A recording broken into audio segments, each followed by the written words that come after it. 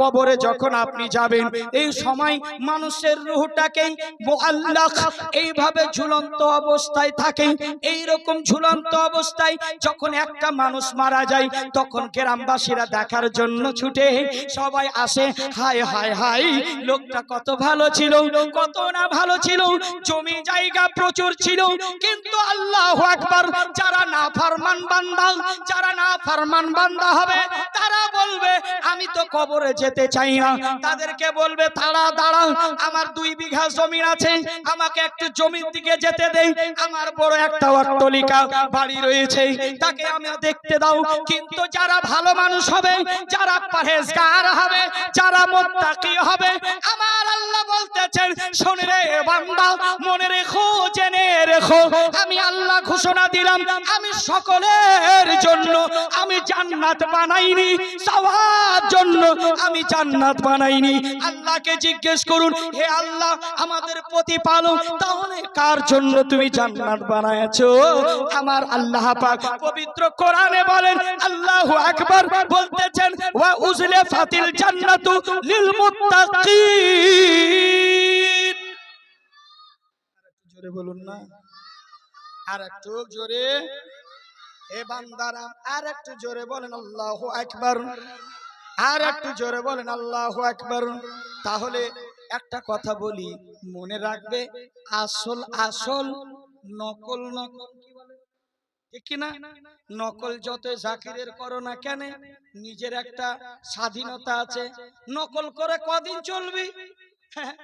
গোলে মালে যাই যতদিন, ফাঁকি দিয়া খাবি কতদিন? কিন্তু নকল বেশি চলে না, নকলের জন্য আকলের দরকার। কথা বলেন ঠিক কিনা? কিন্তু আপনারা এখানে রিকোয়েস্ট করেছেন আমার জাকির ভাইকে ভালোবাসে বলে, ঠিক কিনা? বলেই আমি বলছি, না হলে জাকিরের নকল এখানে আমি করতাম না। নিজের একটা হুনার রয়েছে, নিজের একটা ক্যাপাসিটি রয়েছে, ওই ভাঁচে ওয়াজ করলে ঈমান তাজা হয়ে যাবে।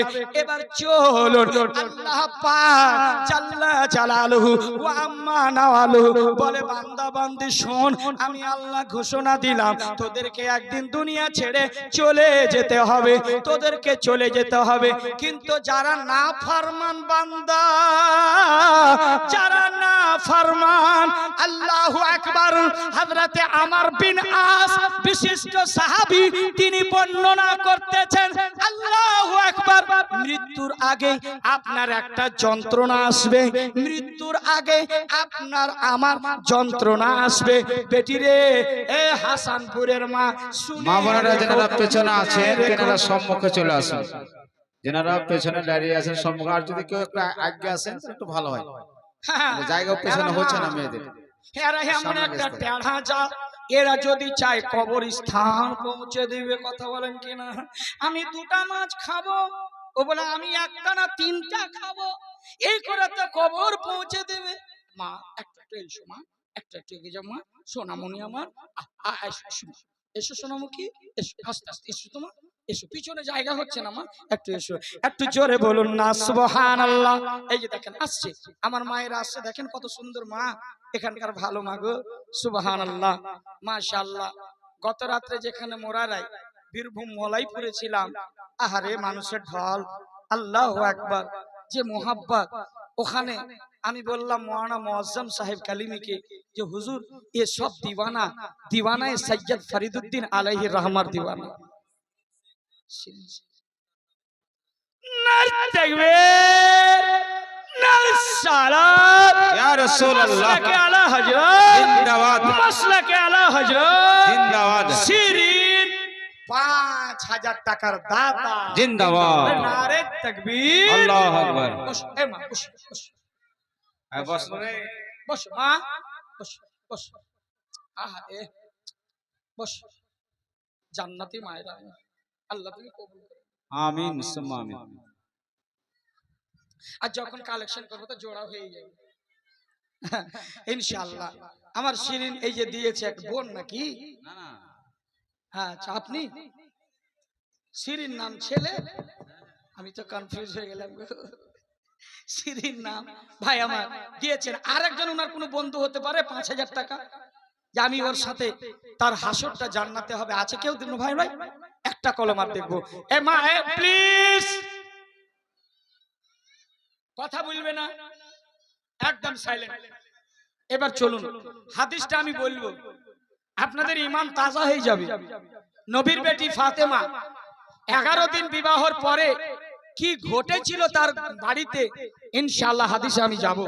তাহলে সম্মানিত দ্বীনি ভাই এবং দ্বীনি বোন, একটু মহব্বতে বলেন ইয়া রাসূলুল্লাহ। আমার আল্লাহ পাক এটাই ঘোষণা দিলেন, বান্দা শোনো, তোমাদের একদিন মৃত্যু ঘটাবো আমি, তার পূর্বে মৃত্যুর একটা যন্ত্রণা দেব। আল্লাহু আকবার বলেন। মৃত্যুর একটা যন্ত্রণা দেব, ওই মৃত্যুর যন্ত্রণা থেকে কেউ রেহাই পাবে না, কেউ পায়নি আর কেউ পাবে না। তো সাহাবী রাসূল, বিশিষ্ট সাহাবী হযরতে আমর বিন আস, বিশিষ্ট সাহাবী। সাহাবী কাদের বলা হয়? সাহাবী ওদের বলা হয় যারা নবীকে নিজ চোখে দেখেছেন আর কালেমা পড়েছেন, ঈমান নিয়ে এসেছেন, তাদেরকে বলা হয় সাহাবা। বিশিষ্ট সাহাবী হযরতে আমর বিন আস রাদিয়াল্লাহু তাআলা, তিনাকে জিজ্ঞেস করেন মৃত্যুর যন্ত্রণা কত? তার সন্তান ইও একজন বিশিষ্ট সাহাবী জিজ্ঞেস করছেন, ওগো আব্বা, এই মুহূর্তে আপনি মৃত্যুর সাথে লড়াই করতেছেন, তো একটু দয়া করে মেহেরবানি করে বলুন তো এই সময়টাই কেমন লাগতেছে? হযরতে আমর বিন আস তিনি বলতেছেন, খোদার কসম বেটা, এ কথা জিজ্ঞেস করো না, এ কথা জিজ্ঞেস করো না। আলা সাদরি জাবাল, মনে হয় সারা পৃথিবীর পাহাড় আমার বুকের উপরে চাপিয়ে দেওয়া হয়েছে। আল্লাহু আকবার বললেন না? মনে হয় আমার বুকের উপরে সারা পৃথিবীর পাহাড় চাপিয়ে দেওয়া হয়েছে। বলে আমি শ্বাস প্রশ্বাস যেরকম সুই, সুই চিনেন? সুই, সুইয়ের যতটা ছিদ্র, আমর বিন আস বলেন আমি এইরকম শ্বাস প্রশ্বাস নি। আল্লাহু আকবার। হযরতে ইসরাইল আলাইহিস সালাম যে আপনার আমার রূহ কবজ করবেন, ওই ফেরেশতাটার নাম কি একটু বলুন? কি নাম? কি নাম? আজরাইল বলবেন না ভুল করে।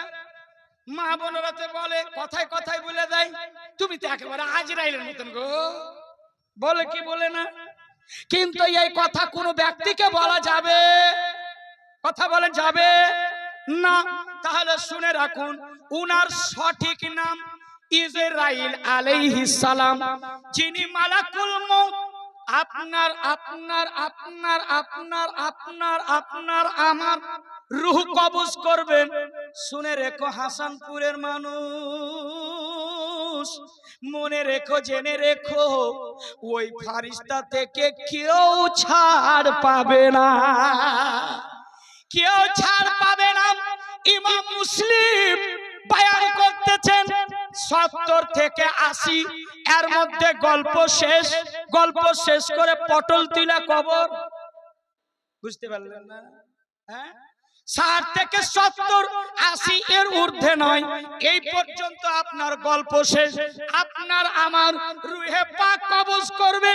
আসবে যখন, তো একজন বিশিষ্ট নবী, যিনি পয়গম্বর, যার বাবার নাম হযরতে আজর আলাইহিস সালাম, যিনি হচ্ছেন হযরতে ইব্রাহিম নবী, যিনি হচ্ছেন ইব্রাহিম খলিলুল্লাহ।